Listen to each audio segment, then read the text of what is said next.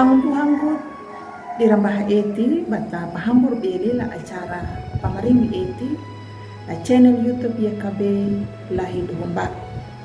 Pada ditamaca ya na pulung na miri malah kata hamayang.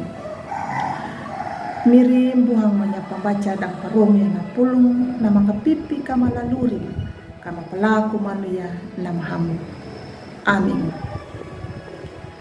Ang buhanggo na pulong na parong da lalo dunaho wieling labu renungan wasiat rokuna umma nay miri umma manjaku maring umma mamanandang wieling la pamalungu ngahu bakumpul dampu nandalar na pakanadinda nandalar hau dang nandalar hiwa wana kumbaha eti wamanya malandalai umanay miri bawanang katau lumuna umanay miri na alanda kuhamayang kau pauhang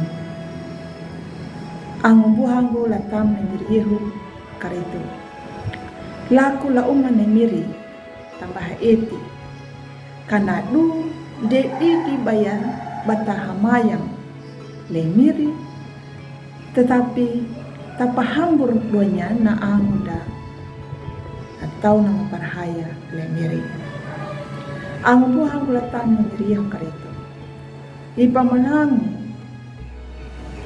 naparaing yeruhali nuna paraing nama menandang kana duni niya iala nahamayang duman naparaing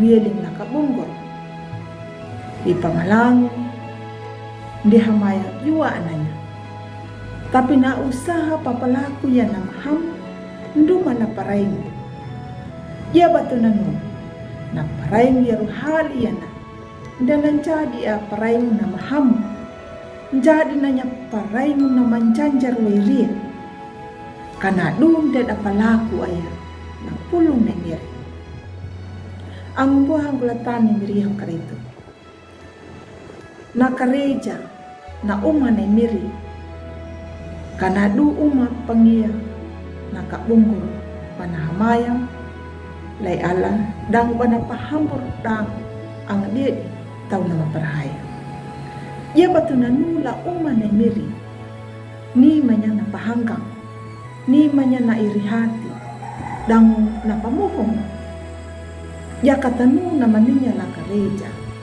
dani anya na eti na tau na matama dalam gereja nyuta napa auda kata palaku ya na maham kapia kuna uma na miri ninya na bahat eti dang na papuhang ya kata numbuan dapat na tau na maninya dalam gereja nanggalanya na mamanjak maringu weling na alat dangu ninya na luri panamu ang tau parhaya.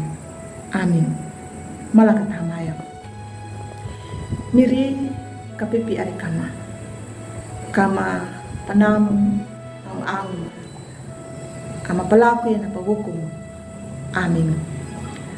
Tagalayo na pulong na miri ang bumaruwa madunya pa-like ya, subscribe ang pagbiar niya laang da. Jakata palaku yan na hamadun nakabata piti way ngiranda. Ladalo bobarandanya na pulong na miri ang yekabe matawi miri na makapipita